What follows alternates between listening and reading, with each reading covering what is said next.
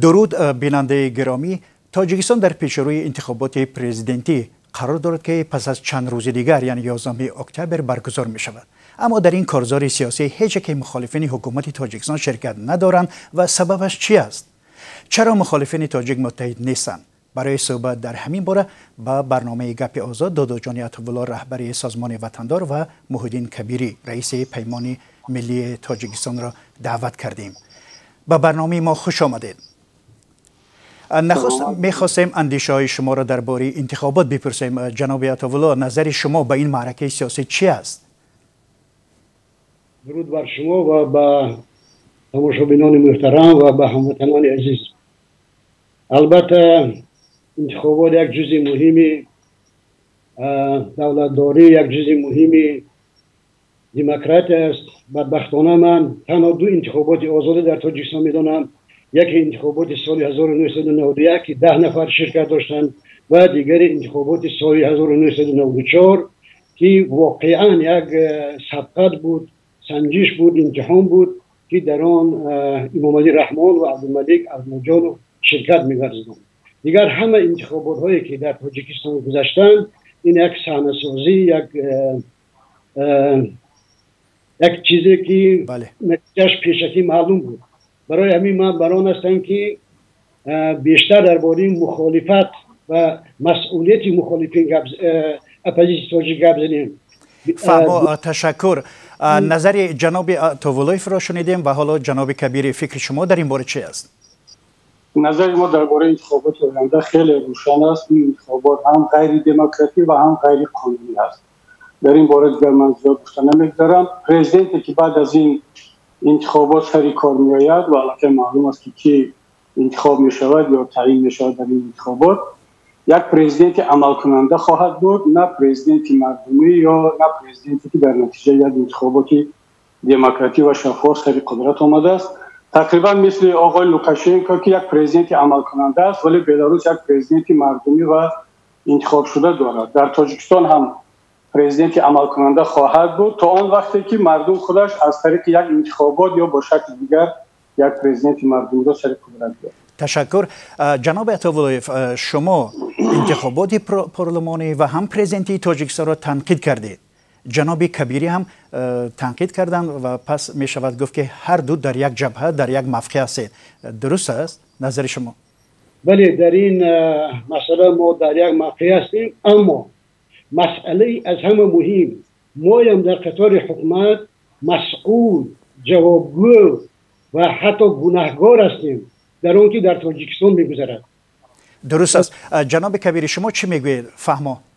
بله، ما با همه کسی که این حکومت دیکتاتوری و این انتخابات های تقلبی را قبول ندارد در یک جبهه هستیم و همعقیده هستیم. در این شکی نیست. یعنی خودتون رو گناهکار میحسابید شما در این مسئله ها؟ من فکر میکنم که تمام شهروندان تاجیکستان به حد مسئولیت خودش گناهکار است. این فقط معنی ندارد که پرزیدنت تنها گناهکار است یا اپوزیسیون. هر یک شهروند وقتی که مسئولیت خود را انجام نداده است او هم یک مقدار گناهکار است. از آن جمله ما هم. فهمو. واقعا همین مسئله هم زیاد بحث می شود که مخالفین تاجیک پراکنده هستند، هر زمان یکی به دیگری در می افتد و سبب متحد نبودن مخالفان به نظر شما چی است؟ میتونید علتی اصلی رو اینجا بیان دارید؟ جناب عطاالله شما چی میگوید؟ من پیش از میخوام که صحبت ما یک صحبت آشکارا، یک صحبت حلال، یک صحبت پاک و دور از گرانبازی و حرامبازی باشد و این شاید یک توبه یا یک اظهارگاه برای مردم تاجیکستان پذیرفته شود. تا سال 2015 تا به اروپا رسیدن قدم رقیب من در بین مخالفان مشکلی نبود و من هم انتظار بودم که بعد آمدن رقیب من، بعد آمدن نهضتیان به اروپا ما یک ائتلاف می‌سازیم. حاضر ما به عین همین مسئله که شما گفته ساده ما سوال داریم. دقیقاً یک چیز دیگر رو می‌خواستم اینجا بگم که 3 سال پیش هر دوی شما تلاش کردید در یک سازمان به هم آید ولی این کار صورت نگرفت. نظر شما جناب کبیری چی است؟ اولش اینکه من با جناب عطاالله رقیب نیستم و خود را رقیب نمیدونم. ایشان اگر خود را رقیب من بداند این کاری شخصی اون است. من یک رقیب دارم و اصلا فکر میکنم که نیروهای اپوزیسیونی تاجیک و نیروهای مردمی تنها یک رقیب دارن، اون دیکتاتوری که در تاجیکستان نشسته است و یکدیگر رو رقیب همدیگر دانستن در خارج. من فکر میکنم که در ضرر ملت است و بر فایده دیکتاتور. و اصلا تصور کنید که همه ما این کسانی که در خارج هستیم از دست یک نفر فرار کردیم، مالکیت ما را گرفتن، وطن ما را گرفتن، حزب‌های ما را ممنوع کردن، روزنامه‌های ما را ممنوع کردن و منطقی این است که ما باید مبارزه مشترک بریم علیه اون کسی که این همه ظلم را بالای ما و ملت آورد. اما آمدن به اروپا یا به هر کشور دیگر و در اینجا در افتادن، همونطور که شما گفتید، به جان یکدیگر و یکدیگر رو مورد تهمت و تحقیر قرار دادن، من فکر میکنم این یک کاری غیر طبیعی هست. یا در اینجا دست حکومت هست، اگر دست حکومت نباشد حتما یگان مسئله شخصی درونی هست که مردم رو به این سمت میکشونه. تشکر. جناب عطاالله، نظر شما چی است؟ بله جناب عطاالله، نظر شما در رابطه با این مسئله چی است؟ اگر نیمی موی سری ما را حکومت سفید کرده باشد، نیمی دیگرش نهضت سفید. برای چی؟ در این 5 سال اینقدر از تهمت، از بهتان، از حقارت، از دشنام، از غیبت کار گرفتن که من مجبور بودم 3 سال به اینها پاسخ بدم. بله باید اعتراف کرد که رقیب من اصلا خودش واکنش نشان نمیداد. فهمو درست است. تشکر. جناب کبیری، 3 سال پیش یعنی که گفته می شود که دودو جان عطاالله به صف پیمان ملی نپیوستند، این مشکل در خود شماست، در مدیریت شماست، چی است؟ چرا این تو شد؟ نه اصلا این طور نیست. از دودو جان عطاالله کسی دعوت نکرده است که او بپیوندد یا رد کند. بله 3 سال پیش یا شاید 4 سال پیش من خودم سال 2016 اولین بار اقدام را کردم، زنگ زدم، رفتم ملاقات کردیم در برلین. اگر من نمیخواستم که اپوزیسیون متحد باشد این اقدام را شخصا نمیکردم. اتفاقا میرزا نبی نه تنها با جناب دودو جان عطاالله، با همه کسانی که در اروپا بودن من خودم خواهش کردم، رفتم 1 بار 2 بار ملاقات کردم و تمام درها برای گفتگو، مکالمه، همکاری باز بودن و هنوزم باز هستند. اما اون کسی که خواست در این مبارزه مشترک ملی همراه شود ما قبول داریم، هستیم. اون کسی که نمیخواد کاری شخصی خودش است. من این گونه شکایت ها و گلایه ها را جدی نمیدانم، چون که این زبنده یک سیاستمدار و یک تشکیلات سیاسی است. این مانند به همون گپای هست که از مردم از علم، از نمیدونم شکایت از دیگر میکنن. میدان مشخص است، معلوم است، درها باز است. هر کسی که بخواد از فردا شروع کردم من باز از نو وارد گفتگو میشم. بله تشکر.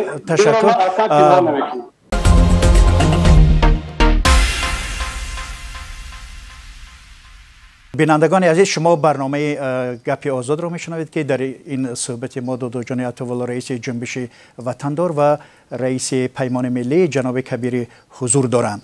و سوال بعدی ما یعنی که پیش از این برنامه خبرنگارای ما در دوشنبه یعنی در داخل کشور با کارشناسان مسائل سیاسی صحبت کردند و نظری آنها را گرفتند که از داخل کشور به مسئله اختلاف در بدنه پیمان ملی چی است. حالا با اون توجه میکنیم، بعد صحبتمون رو ادامه میدیم. این چند حالت دارد، از جمله مقامات مربوطه دولت نیست کار میکند تا که منفعت‌هاش خللدار نشود. از دیگر جهت محلگرایی ما نیز هست و دیگر عامل‌ها و امبیسیون شخصیت‌های علاهده، برخورد منفعت‌های آنها و بدون شک دخالت مقامات وکالتدار دولت به روند فعالیت آنها با استفاده از اصول‌های که خاص کار این مقامات ها می باشند باعث خللدار گردیدن تأسیس مخالفین یگانه جهتی رسیدن به هدفشان شده است. اصلا مخالفین ما یک گروه های بسیار گوناگون منفعت هستند. منفعت های آنها هم از نقطه نظر دینی، هم از نقطه نظر دنیویت، هم از نقطه نظر حزبیت فرق میکند. چون که در بین مخالفین ما اعضایان تشکیلات اکستریمیستی تروریستی حزب نهضت اسلام،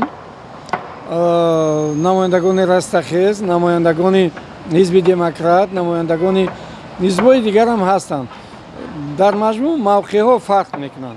در مابین آنها همچنین وطن دوستان و چیا هم هستند، وطن دوستان و ملت پروران هم هستند که آنها کوشش میکنند که منفعت‌های ملی را بیشتر حمایت کنند. یعنی مخالفین ما یک خیله نیست، مخالفین ما رنگارنگ است، گوناگون موقع است. البته این یک چیز طبیعی است، چون که هر گروه، هر دایره سیاسی فکر، دیدگاه و نظرهای خود دارد. از این نقطه نظر خب متحد نبودن مخالفین من فکر نمی کنم که یک فاجعه باشد،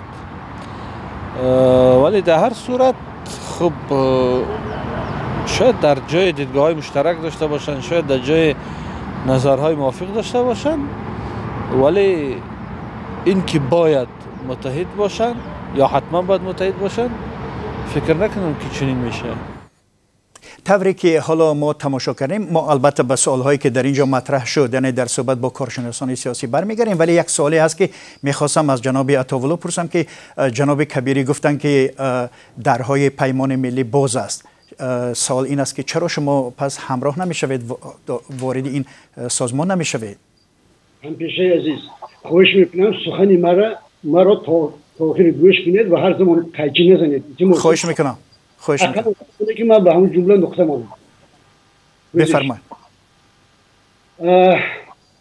اینجا دو مسئله. یکم تا آمدن نهضتیان و فرار نهضتیان و به اروپا رسیدنشان من تشنه اطلاع بودم. به خاطر چی؟ به خاطر آنکه من گمان میکردم که گذشته به اینا سبق شد، اینا از این داد و گریفت ها، از این سودا ها، از این تجارت ها خسته شدن و شاید درک کردن که زندگی دیگر شد و ما به یک اتحاد نیاز داریم. اما برابر قدم اینها رسیدن به اروپا، اولین کاری که اینا کردن مبارزه برای از صحنه راندن، برای بدنام کردن دادا جان عطاالله و دیگر روشنفکران تاجیک بود.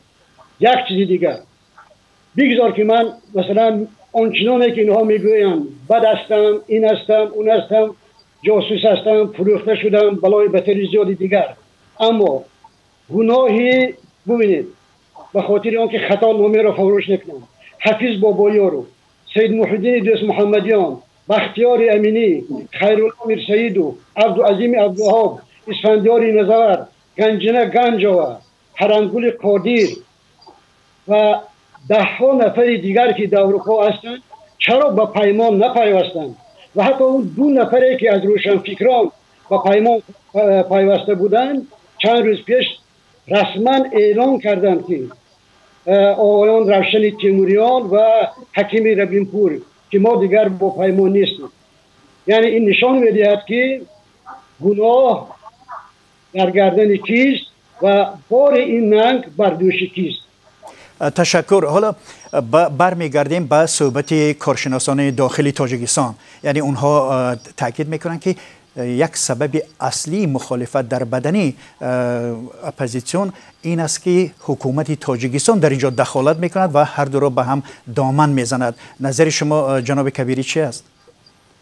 تشکر. خوب میبود که پیش از آن که به نظر کارشناسان بگذاریم و من هم امکانیت میدادم که در همین مقدار نظرم را به این مسئله که جناب دکتر عطاالله برداشتن. شما پیشتر نظرتون گفتید؟ نه، چون که نظری من عمومی بود و هیچ کسی مشخص رهانه نشده بود. حالا اینجا چون من عادتی به یک کس شخصا مراجعه کردم. مرحمت میتونید پاسخ دهید. مرحمت. سلامت باشید. چون ببینید هدف ما این نیست که همه رو در زیر یک چتر در اینجا جمع کنیم و اصلا این امکان ناپذیر است.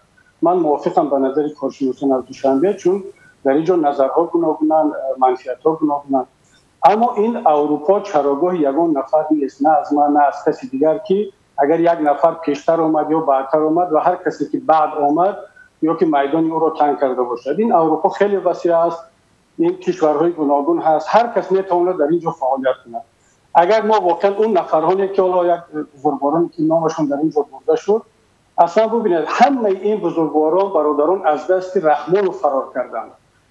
پرونده مهاجرت کدام اینها را ببینید ورق بزنید، در اونجا نوشته شده است که من از دست رحمان گریختم، روزنامه‌ام رو بستن، حزبم رو بستن، تجارتم رو گرفتن. اما برابر آن که آمدن اینجا پناهندگی را گرفتن، این مسئولیت، این وظیفه بیا تمام شد و هجوم به کبیری و پیمان ملی، گویا که کبیری و پیمان ملی آنها را از وطن رانده باشد. من فکر میکنم که اینجا دو مسئله است. یکی این که این دوستان از یک طرف گرفتار دو شخصیتی هستند. یک شخصیت در فیسبوک و در رسانه ها همچون مبارز، آزاداندیش و روشنفکر، یک شخصیت دیگری هم هست که آنها میخوان پیام بفرستند به رحمان و به حکومت که ما هنوز هم هستیم در پهلوی شما و همین که کبیری را میزنیم، کبیری را سیاه میکنیم، پیمان را ضعیف کردن میخوایم. این خدمت ما به شما است برای یک روز مبادا که حالا تجارتشون را حفظ کنند، بازگشتشون را تامین کنند. من مسئله را غیر از این نمیبینم. این دوستان جناب کبیری ببینید، این که دودو جان گفتن که فقط گپ درباره خود شخصی اون کس نمیرد و نام و نسبی چند نفر آوردن که اونها هم به پیمان ملی نمیپیوندن. سبب چی است پس؟ آیا اینجا مشکل در مدیریت شماست؟ ضعف سیاسی شماست؟ چی است اینجا؟ بسیار سوال خوب است. حالا کی گفته است که اینها باید همه در پیمان بپیوندند؟ مگر ما چون یک مسئولیتی داشتیم، وظیفه‌ای داشتیم و اصلا کی در جهان اپوزیت چهره دارد که همه مخالفین یک حکومت رو در زیر یک چتر آورده باشد؟ ما وقتی که مشورت کردیم با هم، با خود جناب دودوجان، با گروه‌های دیگر، با شخصیت‌های دیگر، به این نتیجه رسیدیم که اگر ما 10 سال دیگر هم این گفتگو را برای پیوستن در یک اتحاد مشترک دوام بدیم هیچ نتیجه نخواهد بود. بهتر است با همون دوستانی که ببینید در اینجا یک سوال دیگر پیش میاد که در زمان مثلا جنگ داخلی تاجیکستان چندین سازمان در گرد یک اتحاد مخالفین تاجیک جمع آمده بودند و چرا امروز نمیشد است که اینا گردی هم بیایند و شما حالا که این سازمان رو پیمان ملی نامیده و باید اینا همه زیر قنات و یعنی که اتحاد شما باشند، چرا اینطور صورت نمیگیره؟ اگر یک نفر سازمان رو مثلا پیمانی دموکراتی نامید، معنی نداره که همه دموکرات‌های دنیا در اونجا جمع شوند. این همش رمز است. اما برگردیم به سوال شما، چرا در اون وقت در زیر چتر اتحاد نیروهای اپوزیسیون همه مخالفین جمع نشده بودند؟ شرایط کاملا فرق میکرد. در اونجا خداوند بیامرزد شهیدان احمدشاه مسعود، برهان‌الدین ربانی، ایران، کشورهای دیگر بود. در اونجا شرایط ژئوپلیتیکی منطقه کاملا فرق میکرد. ما بیشتر از 15,000 مجاهد رزمنده مسلح داشتیم. جناب کبیری تشکر. حالی با این سوال ما حتما برمیگردیم و حالا میخواستم که وابسته به همین فکری که شما دارید از جناب عطاالله بپرسم که اگر شما رئیس این پیمان میشدید واقعا میتونستید این همه را گردی خود بیارید؟ گپ درباره من نیست، گپ درباره اصلا شخص نیست، گپ درباره عقیده و راه است. مثلا شخصا من یا یاران من، ما نمیتوانیم به یک حزب همراه شویم که از نام ملت، از نام پیمان، که با ملت پیمان بسته است و نمایندگی از ملت میکند، مردم از روی اون بها دید که این قرلوق است و این چهرهش ترکی است و این چهرهش لقی و بلای بتر. ما نمیتوانیم با حزب یا گروه همراهی کنیم که دست نشانداد خواجگان خارجی باشد. ما نمیخواهیم با حزب همراه باشیم که در سخن یک چی میگوید و در عمل دیگر کار میکند. ما نمیخواهیم همراه حزب باشیم که خوجه‌اینش، من عادت کردم که حقیقت را بگم، خوجه‌اینش سپاه پاسداران ایران باشد. حالا ببینید، بیاید برمیگردیم به سؤال کارشناسان داخلی تاجیکستان. میگویند که حکومت در این حالت میان شماها اختلاف برمیانگیزد. شما اینو قبول دارین؟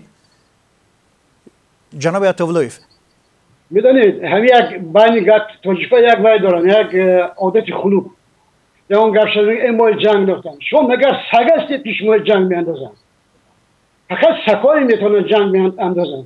اما شخصیت‌های انسان‌های آدمایی که راه خودش دارد، پیروی خودش دارد، یگان حکومت، یگان کس نمیتواند که از راهش گرداند. این وقتی که آقای کبیری واقعا گفتن که یا اون اکسپرتا که دست حکومت هست، بابا خودی همین رقیب من چند سال در بستر حکومت بودن، چند سال بهترین تجارت در تاجیکستان داشتن، بهترین زندگی در تاجیکستان داشتن، دو نوبت عضو پارلمان بودن. در کجا منطق است که از یک جهت میگه این کشور فساد زده است، در اونجا بیزنس میکنی، میگه که این کشور دموکراتی نیست، در اونجا تو عضو پارلمان نشوی. جناب کبیری شما چی میگویید؟ نظر شما چی است به این حرفای جناب عطاالله؟ سلامت باشید. من وقتی که میشنوم تصور میکنم که گویا تلویزیون تاجیکستان تماشا کرده ایستادن و دیکتاتوری تلویزیون برنامه حالا فیلم خیانت حکومت صحبت کرده ایستاده است. اصلا بعضی صحبت هست که نباید اون را شهر رو تفسیر داد. خودی گوینده و خودی سخنگو علاقه سخنوی خود رو شهر داده ایستاده است و مسئله رو روشن میکند. ببینید دوستان عزیز، من خیلی افسوس میخورم که در وقتی که جهان به یک سمت رفته ایستاده که قرقیزها در یک شب حکومت دیکتاتوری خود رو عوض میکنند. اپوزیسیای ما در اروپا از دست دیکتاتور گریخته است، در مقابل یک مبارز دیگر قرار میگیرد. بلاروس‌ها میدان‌ها را پر کردن، علیه حکومت دیکتاتوری مبارزه میبرند. یک گروه کسانی که از دست دیکتاتور فرار کردند در این جامعه علیه دیگر مبارزه میبرند. آقا اصلا قرار نیست که شما بیاید اعضای حزب نهضت شوید، اعضای پیمان شوید.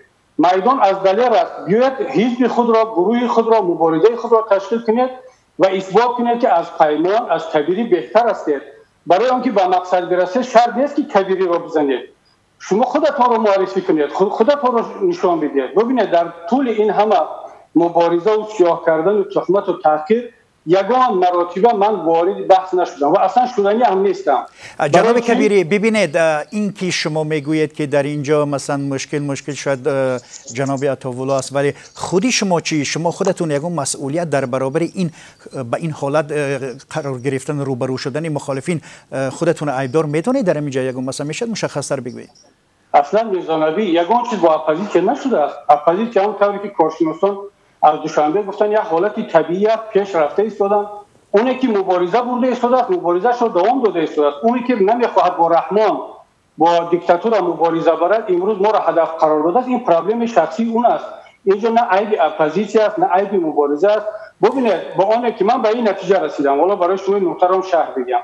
بعد صحبت و ملاقات با این دوستان، با این بزرگواران که خود را محور دنیا میبینند، من به این نتیجه رسیدم از اون که وقتی خودم را، نیروی خودم را صرف کسانی میکنم که دیگر پتانسیلشون تمام شده است، بیرویم بهترش با اون مردمی تاجیک، با ملت روبرو شویم، گفتگو کنیم و شریک خود را از بین اونها جستجو کنیم. الان دنیا تغییر یافته است. این دوستان ما هنوزم در همون قالب 20 سال 30 سال پیشینا ماندن، فکر کردن که اگر یک تشکیلات کردیم و هنگامه کردیم و مثلا اعلام کردیم و هر روز دکلراسیون پخش کردیم کار حل می شود. نه، مردم قرقیز نشان داد که بدون فیسبوک و بدون دکلراسیون و پیمان و اپوزیسیون در یک شب دیکتاتور را عوض کردن. ما باید برویم سراغ مردم، رو برو با مردم بشینیم صحبت کنیم. نتیجه در اونجا حل نمیشه، نه در فیسبوک نه در جای دیگر.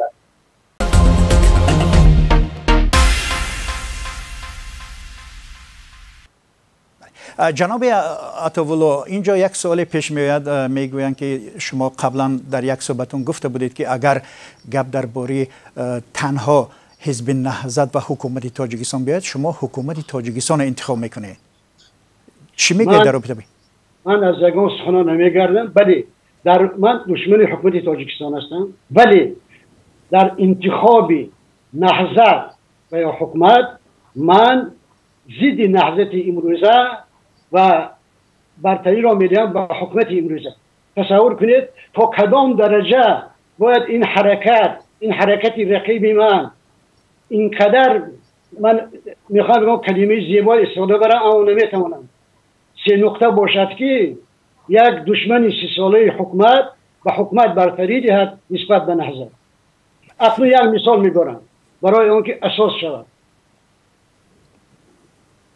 در همین 3 سال اخیر آنهایی که در پهلوی رقیبی من هستند، من نمیخوام ناماشون بگیرم، برای اون رکلامشون ارزش ندارم، هر روز بر ضد من اینقدر تهمت و بهتان میریختند، اما رقیب من وانمود میکرد که چیزی نشد و به من پیغام میفرستاد که ما به دادا جان احترام داریم، من به این کارها شریک نیستم.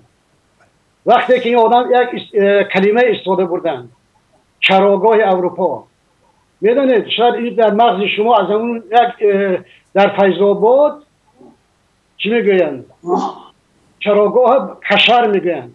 یورو کشر شما در اروپا تشکیل کردید. شما به اروپا آمدید که کمک اروپایی ها به تاجیکستان بیشتر شد. شما به اروپا آمدید که مهاجرای تاجیک را از اینجا بازداشت کردند و به تاجیکستان استرداد کردند. شما به اروپا آمدید که آبروی اعتبار تاجیک ریخت.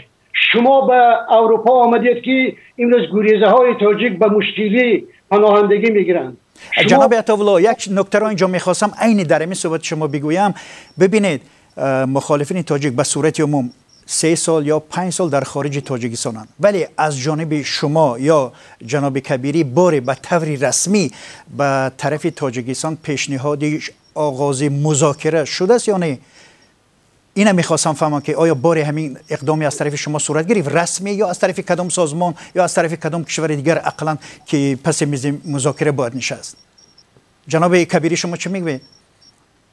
من ببینید پیش از آن میخواستم بگم که هنوز هم رسما در اینجا احترام خودم رو به جناب عطاالله اظهار میکنم برای اون مبارزه‌ای که بوده است و باز هم با کمال مسئولیت میگم که هیچگاه جواب ندادم، جواب نخواهم داد و تمام یاران و دوستانم رو الان اینجا هم میگم که هیچگاه جواب ندهم، وارد بحث نشوم. اگر کسی چیزی بر شما گفته است و چیزی نوشته است مسئولیت شخصی خودش است، اما من افسوس میخورم که شما علیه ما، علیه دیگر برادران و خواهران مبارز خیلی حرفایتون گفته. امیدوارم که بعد از این دیگر تکرار نمیشه. اما ببینید در مسئله آن که شما گفتید گفت و شنید اینها، بله در طول این 3-4 سال بارها به ما پیشنهادی گفت و شنید شد.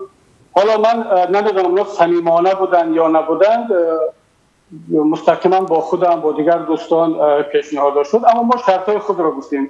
تا وقتی که برادران ما در زندان هستند ما هیچ گونه گفت و شنید نخواهیم کرد. هیئت گفت و شنید ما در داخل زندان است.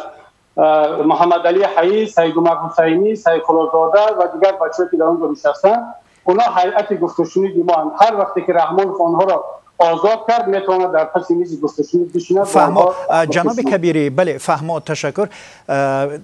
بیشتر وقت طرفداران شما را به آن متهم میکنن که یعنی بیشتر به بهتان زدن شما رو میارید و به بهتان زدن کارتون پیش میبرید. شما همین اعتراف میکنید؟ واقعا تصدیق میکنید که طرفدارای شما بیشتر به بهتان زدن مشغول هستند؟ این یک دروغ بسیار شاخدار است. من خواهش میکنم کسانی که این حرفا را میگن حداقل 5 دلیل بیارن، 3 دلیل بیارن. هیچ نشد یک دلیل بیارن بگن که فلانی با سفارش شما یا این نماینده شما است ما را تهمت کرد، تنقید کرد. این حرفا را جناب دادا جان در ضمن سخنرانیشون گفته بودن. جناب عطاالله شما میتونید مثال بیارید، دلیل بیارید که واقعا طرفداران جناب کبیری همین گونه بهتان زدن؟ من وقتی که درباره خودم گفت زدم شاید تماشاگران محترم نادرست هم که خود سفید کنی فهمم، اما من میخوام درباره دیگران بگم. وقتی که عبدالله رهنما یک مقاله نوشت و اعضای پیمان به 75 درجه بود، به 80 درجه محکوم کردن و همین طور ما دیدیم که در حق میربابای میرحیم، در حق سیدالدین ادریس محمدیان، در حق حفیظ بابایارو، در حق سلام الدین میرزا رحمتو و در عبدالقادر طلبکو، در حق هر کسی که یک حرفی برغم اینها گوید، اینها چنین انتخاب‌ها اعلام میکنند و همه این در همین رسانه ها و در شبکه ها برای تاریخ مونده است. شاید اینجا رقیب من میگن که اینا آزاد هستند، یعنی هر چی خواهن میکنن، یا این آدم در همون گروه خودش زیر کنترل ندارد یا اصلا یک افسانه نوبتی است.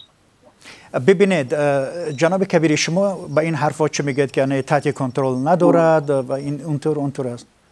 من بازم برمیگردم، چون ما باید در اساس فکت بزنیم. جناب دادا جان عطاالله یک فکت دارن که کبیری، معاون کبیری یا فلان عضو ریاست نهضت، عضو ریاست پیمان چی گفت، در کجا چی نوشت. بله در شبکه‌ها هم هر چی می‌نویسند و ما بارها تاکید کردیم و حتی یک کودکسی اخلاقی اعضای پیمان قبول کرده که در شبکه‌ها هیچ کس حق ندارد تحقیر توهین کند. ببینید تمام اون فیکایی که یک چیز علیه یکدیگر می‌نویسند اونها رو با ما رد می‌کنند. بعد این بزرگواران میان خودشون مثل یک فیک در برابر همونها در همون سطح علیه ما میتازن، تحقیر میکنن. شما چرا وقتی که یک فیک رو، یک نفری رو که با ما هیچ ربط ندارد میبینید و جناب خودتون رو نمیبینید یا نفر دیگر رو نمیبینید که همه شب روز تحقیر، حقارت نخود شما بیاید؟ پس چنین به نظر میرسد که اینها طرفداران شما نیستند، چون که بعضی از اونها رو ما میبینیم که بیشتر وقت علاقهشون به حزب نهضت نشون میدن. اینها یعنی طرفدار شما نیستن؟ ببینید میزانبی بعضی از اونها میتونه طرفدار ما باشه، اما وقتی که اون کامپیوتر در پیش خودش است میگیره یا تلفن میخواند مثلا پاس یا پیام یک نفری رو که در اونجا دینش رو تحقیر کرده است، خودش رو تحقیر کرده است، بالفعل جواب می نویسد. حالا دقیقاً شاید ننویسد، بهتر است باید ننویسد، اما دیگر اون مسئولیت شخصی اون است، اون چون در صحیفه خودش نوشته است. موقع پیمان ملی، موقع نهضت اسلامی تاجیکستان در مقامات رسمی، در صحیفه رسمی، در پایگاه رسمی آن نشر می شود. چرا ما واقعیت ها را کنار گذاشته میایم درباره پیمان یا درباره نهضت در اساس کدام یک فکر میگیم؟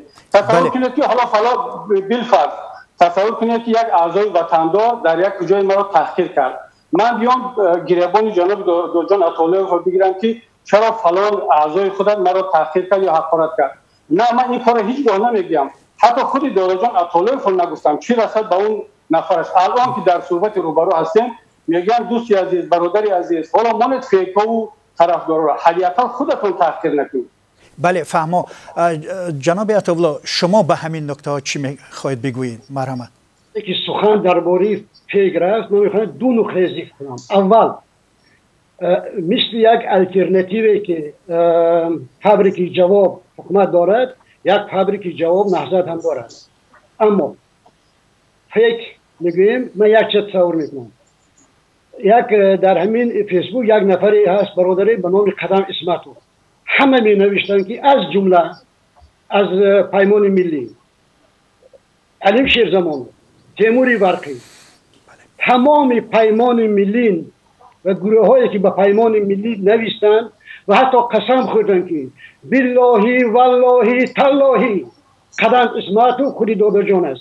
چرا وقتی که قدم چهره نمود، وقتی که برای حکومت تاجیکستان میخواست استرداد کند و جستجو قرار داد، یک نفر از اینها، یک نفر پیدا نشد که گویا که برادری عزیز ببخش از من نه، از همان قدم اسمت که 60 ساله است و در روسیه زندگی میکند. من در حیاتم همین قدم اسمت دیدگی نیستم، لیکن خودی همین چیزی که میگن وقتی که مزه قطر بحر میخواهی بچشی یک قطره بنوش.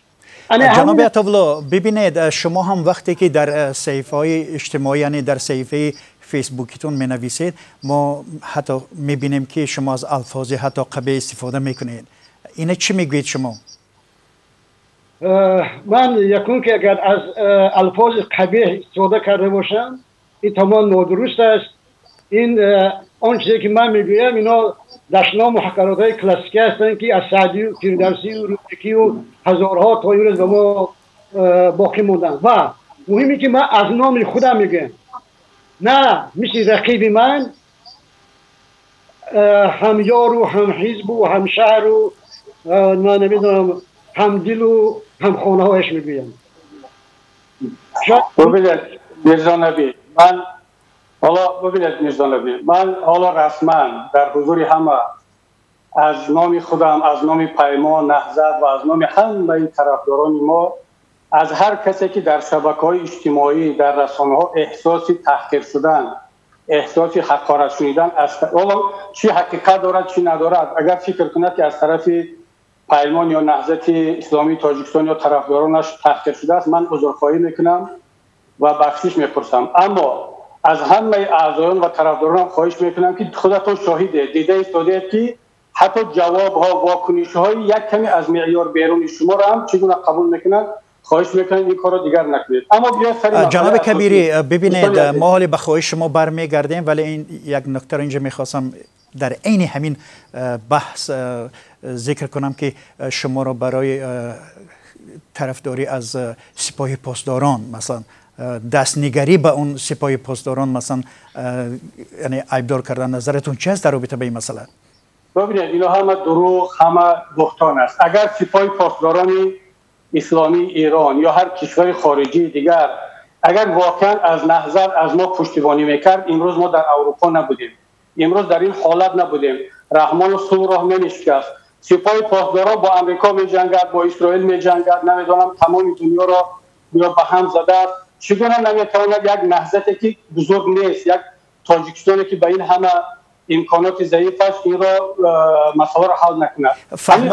همین حالا میخوام از دادا جان عطاوالله بپرسم که وقتی که این گونه ادعا میکنن دلیلشون چی است که بشنویم. یکم من تکیه میکنم به همون اخباری که خودی صفانی رقیب من گفتن و اونایی که در مرز تاجیکستان بازداشت شدن یا بردن یا اینا. دوم یک مثال کوچک، یک سر زنید به سامانه به سایت تصنیم که به سپاه پاسداران ایران تعلق دارد و در همون جا رسمی نوشته شده است که مقصد ما تشکیل سازماندهی انقلاب اسلامی در گوشه های گوناگون دنیا. اکنون ببینید اگر امروز این ساعت آنها سراسیمه‌وار شتابان کور نکنند، حذف نکنند این صحیفه ها را، قریب تمام یاران کبیری از پیمان ملی از نهضت اسلامی تاجیکستان مهمان دائمی این سامانه هستند. گویا که منبری همین تصنیم گویا منبری نهضت است. این هم بهترین نشان داده است. چرا مثلا تصنیم درباره یک گروه یا نفر دیگه نوشته فقط از نهضتی ها می‌نویسد؟ این دیگر سیر آن که من به ایران بسیار محبت دارم، من ایران دوست می‌دارم، من بارها در ایران بودم، نان و نمک مردم ایران خواندم، لیکن من تشکر. فهما جناب کبیری چرا پس اینطور است؟ ببینید ما اگر مهمانی تصمیم هستیم، اگر مهمانی یگان رسانه‌های دیگری ایرانی هستیم، ما مهمانی رسانه‌های غربی هم هستیم، ما مهمانی رسانه‌های روسی و قزاقی هم اخیراً بودیم و ببینید یک اپوزیسیون فعال مهمانی هم هست. چرا ما در خود را به جمهوری اسلامی ایران یا به رسانه‌های ایرانی ببندیم؟ وقتی که 4 سال رادیوی آزادی که امروز ما صحبت داریم ما را تحریم کرد، تقریبا در رو برای صحبت با ما همونا باز کردن. چرا از اون فرصت استفاده نبرید؟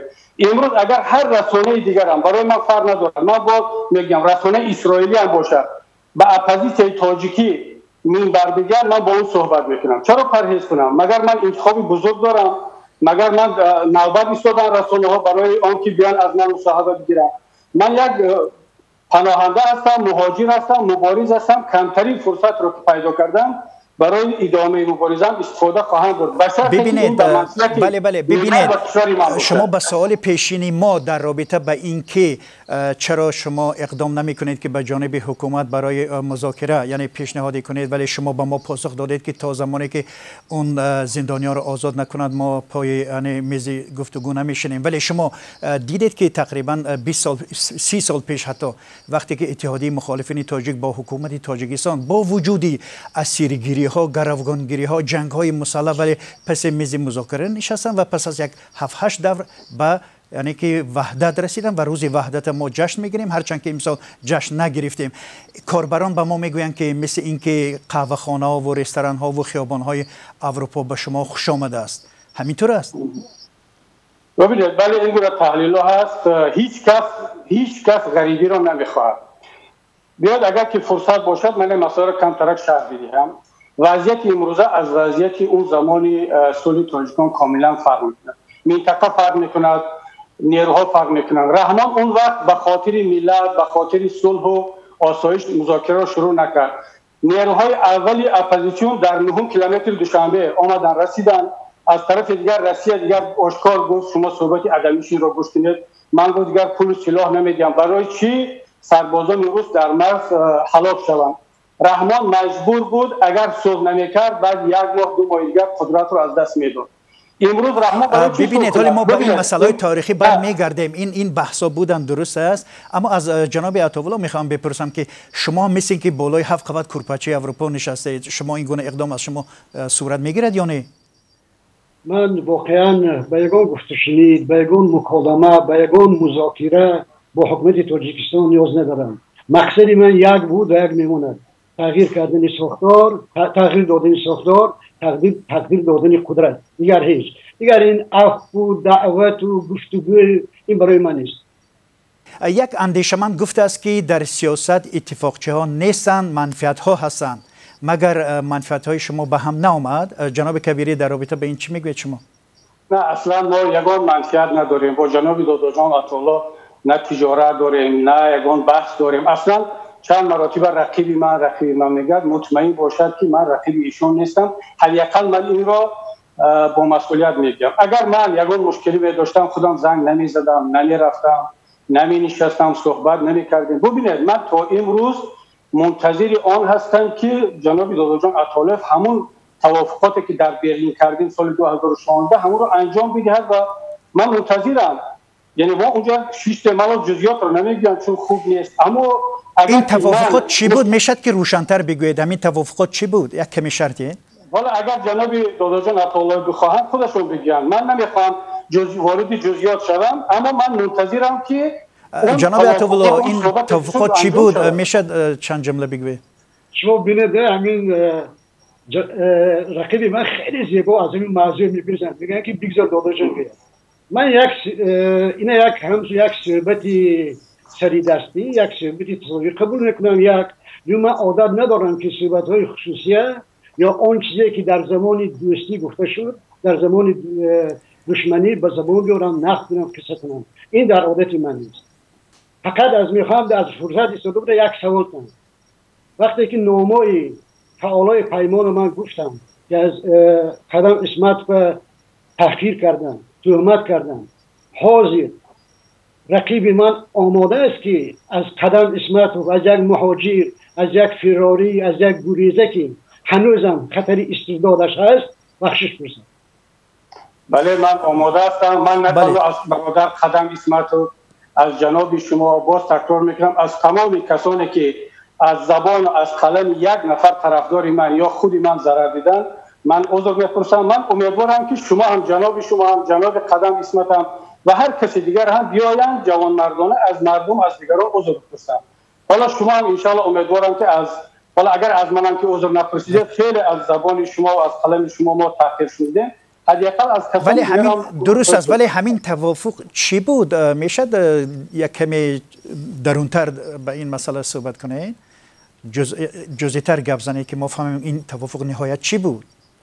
نه من موافقم با جناب عطالله که وقتی که اون صحبت‌های شد اصلا دیگه باید در اینجا گفته نشد مگر اینکه در بین دروغ پیدا شود، تهمت پیدا شود.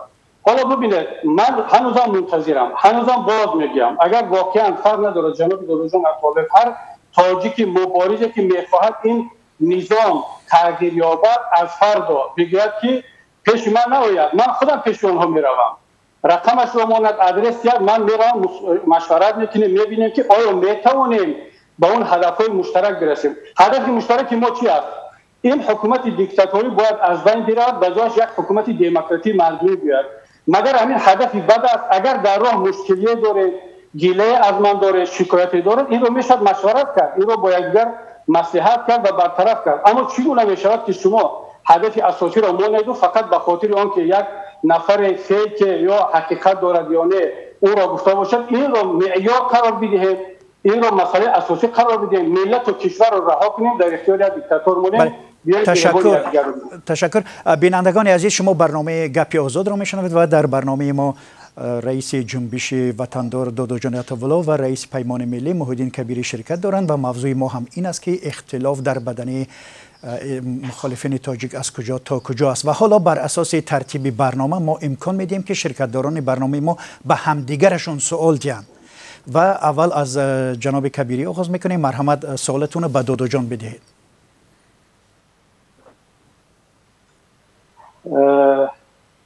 خب یک سوال دور از سیاست میدیم، سوال سیاسی انسانی و امیدوارم که جناب داداجان عطاالله هم از بابت یا لحاظ انسانی جواب خواهند گفت کوتاه مشخص. حالا اون همه تحقیر و توهین و حقارت‌هایی که نسبت من یا نسبت دیگر دوستان شد کرد از جانب ایشان و دیگران، اگر همون نصفش یا همون مقدار از طرف من یا از طرف دیگر نفر میگود، همچون انسان واکنشش، احساسش، رفتارش، جوابش چگونه میگود؟ خواهش میکنم بسیار مختصر اگر جواب بدید. مرحمت جناب عطاالله بفرمایید. من دیگر میدونید شاید در همین مدت مهاجرت افسانه شناس باشم. من بسیار ساده انو ساده، پاک انو پاک عوض میکنم. من اعتراف کردم که شخصا خودی رقیب من یگان بار درباره من حرف بدی ننوشته است.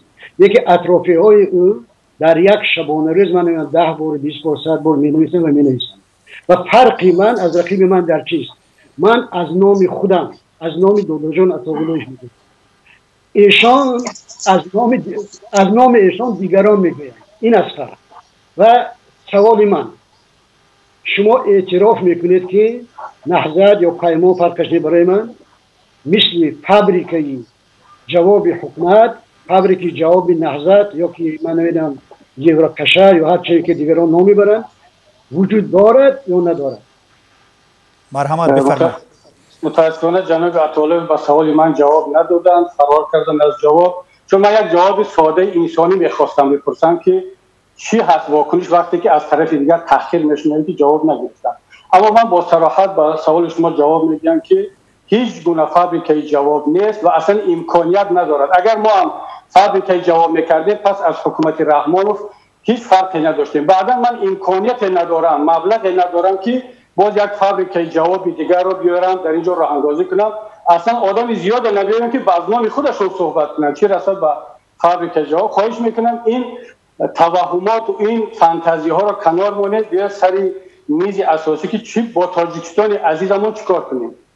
جناب عطاالله، جناب کبیری، همین که شما نتوانید همه را، یعنی باز برمیگردیم به همین صحبتی که قبلا اشاره شد، از جمله عطاالله، رفشن تیموریان، گروه بسیار و غیره را به هم متحد کنید، این بیانگری چی بوده میتوند جناب کبیری؟ نه، این من با حرف اون اکسپرت‌های داخلی موافق هستم که هیچ کس وظیفه‌دار نیست که همه را جمع کند. اصلا امکان ناپذیر هست.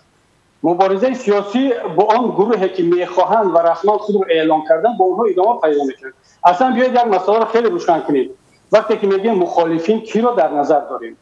مخالفین آیا آن کسانی هستند که خود را آمدن اعلام کردن که من مخالف هستم و در عملشون واقعا نشان میدهند که هر روز برای از بین بردن این حکومت دیکتاتوری کار کرده هستند؟ این نشان مخالفین. اینها متحدند، حداقل ضد یکدیگر نیستن. مثلا امروز ما میتونیم بگیم که پیمان ملی تاجیکستان با تمام گروه‌های است و گروه 24 مخالفین واقعی هستند چون برنامه مشخص دارن. اینا شاید در زیر یک چتر نیستن اما دیگر ضد یکدیگر، دشمن یکدیگر نیستن. اما پس چرا در اینجا سوال پیش میاد که پس چرا شما در ابتدا کوشش کردید که جناب عطاالله با پیمان شما پیوندن با شما؟ نه اصلا وقتی که با جناب عطاالله صحبت کردیم گپ درباره پیمان هم نبود، گپ درباره یک مبارزه مشترک بود که آیا این امکان دارد یا ندارد. پیمان ملی سال 2018 با وجود آمد. ما ملاقات ما سال 2016 بود. من از سال 2016 تا 2018 با هم ملاقات کردیم، گفتگو کردیم، به این نتیجه رسیدیم که با این گروه ها می شود مبارزه را دوام داد. این برادران دیگر هنوز آماده نیستند، اینها بگذار دنبال برنامه خودشون. جناب عطاالله، شما چی میگه به حرفای جناب کبیری؟ نظرتون چی از عین به همین حرفا؟ میدونید همین من بازم آرزو میکنم که رقیب من از همین صحنه سازی ها، نه خواهش میکنم به سوال جواب دهید. حالا این مسئله صحنه سازی ها این چیزا چیز دیگر. پیمان ملی که امروز هست مثل یک خرسنگ است در راه مقاومت و در راه مبارزه. چرا؟ برای اون که حکومت تاجیکستان پیمان ملی و نهضت را همچون یک مترسک خوسه برای اونهایی که نمیدانند در دیه ها، در باغ ها، در زمین ها یک سوریز اجنه میشنانند که اون فراشتروک و چونچ های و پرنده ها نگان میوه های نخورند. برای همین هر روز اهمیت در تاجیکستان، در سایت ها، در روزنامه ها، در تلویزیون 50 بار نام اینایی میگویند. نه از محبت بلکه به مردم تاجیکستان، به ملت تاجیکستان نشان دادن که بله ما بد هستیم شاید یا که ما ناخوب هستیم، اما آنهایی که در حکومت را میکوبند، در قصرها را میکوبند، در خانه های شما را میکوبند، انا اینها هستند بدتر از ما. و مردم تاجیکستان در نزد یک انتخاباتی واقعا غلیظی بعد از بدتر شاه از سیاست میگذارند. جناب عطاالله، ببینید شما تا آمدن کبیری یعنی حزب نهضت بعد از اینکه فرار کردن و تعقیب شدند آمدن به اروپا، شما از حکومت امامعلی رحمان شدیداً یعنی که تنقید میکردید و خیلی اپوزیسی سرسخت بودید، ولی بعد از آمدن کبیری به اروپا شما موقعیت کاملا دیگر شد. چرا؟ عجایب است. همین مردم ما مخصوصا بنا کارشناسای ما عجایب هستند. وقتی که من سخت میگفتم تون میگفتم میگه این سخت میگه این تون میگه. وقتی که من آهسته میگم به اصطلاح تاجیکی مثل به معنیشکه ها گپ میزنم میگن که سوس گپ میزنم. لیکن اصولا یگان ذره یگان قطره موقع من عوض نشده است. من مخالف این رژیم این حکومت بودم و میمانم و من روزی که به سیاست و به ژورنالیسم پیوستم سوگند یاد کرده بودم که همیشه در همه حالت در همه وضعیت تا نفس آخرین در اپوزیسیون در مخالفت قرار خواهم داشت.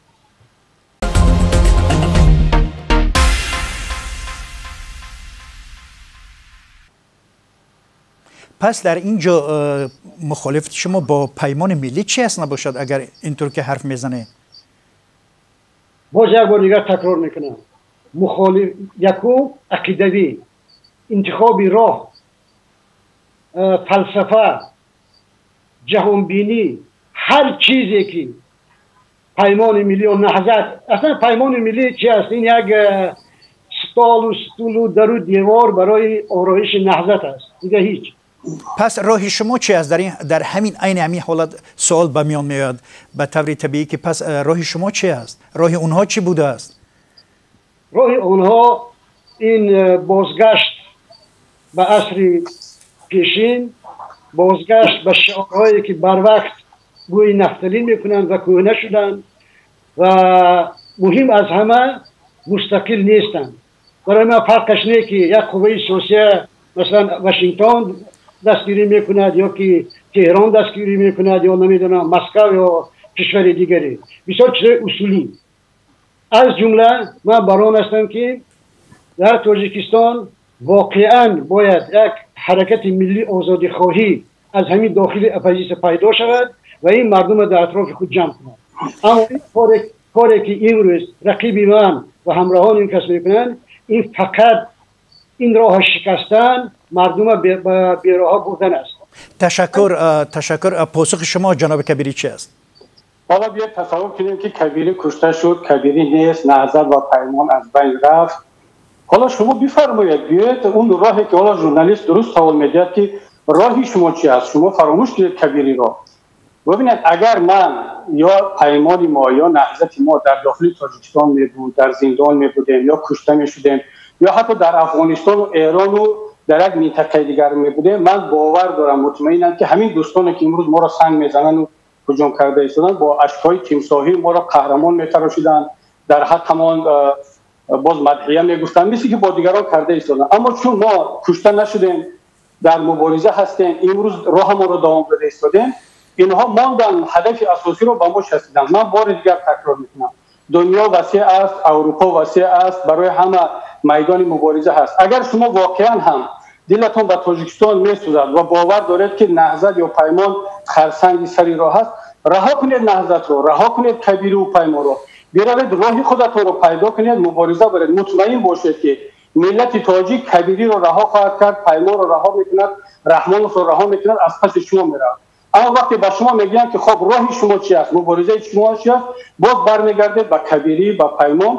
من فکر میکنم که این راه بنبست است، شما راه جز این ندارید. اگر با مبارزه پیوست نمیشوید خیلی خوب، هیچ کس هم در اینجا شما رو مجبور نمیکند، راه خود رو انتخاب کنید، مبارزه رو برید و در عمل اثبات کنید. جناب عطاالله شما پاسخ دارید، حرف دارید در رابطه با این سخن‌ها؟ بله.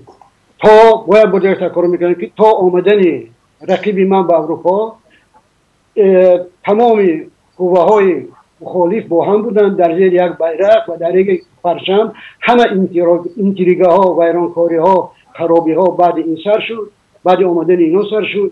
و اینا هر چی خواهید کنید. چه خیلی ما وقتی که از یک طرف حکومت هجوم میکند، از یک طرف شما هجوم میکنید، این البته یک صدمه و یک پیش راهی مبارزه و مخالفت میگیرد.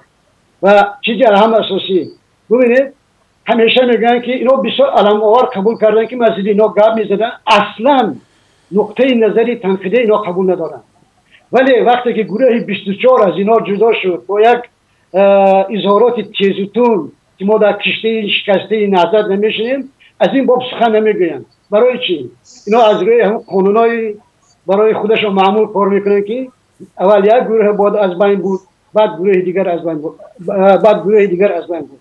تشکر. فهمو این بحثا میتوند خیلی دامنه‌دار و صحیفه از پی صحیفه باشد و همینجا بر اساس ترتیب برنامه ما صرف نظر از این مخالفت ها و این عیب اندازی ها و چیزها به شما فرصت میدیم خیلی کوتاه فشرده در پایان برنامه نظرتون بگویید. جناب عطاوالله از شما شروع میکنیم. من با امروز کلمه که برای من بسیار مهم است این کلمه امید است. من امید دارم که مردم سیاه رو از سفید میشناسند. من امید دارم که مردم راه رو میشناسند و خودشون یک انتخاب میکند که تاجیکستان به یک کشور پیشرفته، به یک کشور واقعا دموکراسی، به یک کشور آزاد بدل شود. و من به مردم شریف تاجیکستان، مخصوصا به مهاجران، قهرمانان واقعی تاجیکستان مراجعه میکنم که به هر گونه دسیسه ها داده نشوند، فریفته نشوند. امروز همه با هم برای ساختن یک تاجیکستان نو، تاجیکستانی که واقعا به آن همه نیروهای سالم کشور نیاز دارند. تشکر. جناب کبیری شما. خب پیش از همه میخوام بگم که گروه 24 نه از پیمان ملی بلکه از انجمن زیر رهبری جناب داداجان عطاالله جدا شد این را اصلاح کنند. دیگه این که پیمان ملی تاجیکستان، نهضت اسلامی تاجیکستان و همه اون نیروهایی که با ما هستند ما را هیچ کس خلل نمیرساند، هیچ کس برای ما خرسنگ سر راه نیست که مبارزه خود را ادامه بدهیم و ادامه خواهیم داد.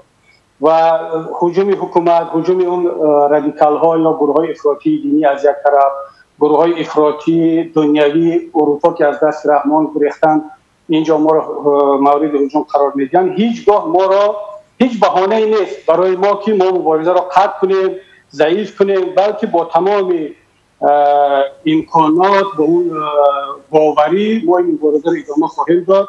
و من یک چیز را بگم، حالا نه واسه از اینکه دیگران با ما چی میگن، اصلا ما مطمئن باشم که جواب نخواهیم داد، نیروی خود را در اینجا صرف نخواهیم کرد و از همه اعضا و طرفداران ما چی در داخل چی در خارج خواهش میکنم که از این روز به بعد اصلا حتی برای دفاع از خودتان دیگر وارد بحث نشوید، تنها و تنها برای آزادی وطن، برای تغییر نظام در تاجیکستان کوشش کنید. در حق این برادران دعاگاه هستیم، برای اینها خیر می‌خوایم. اگر یک روز آمدن پهلوی ما قبول داریم، اگر نه آمدن توکلشون بخوریم.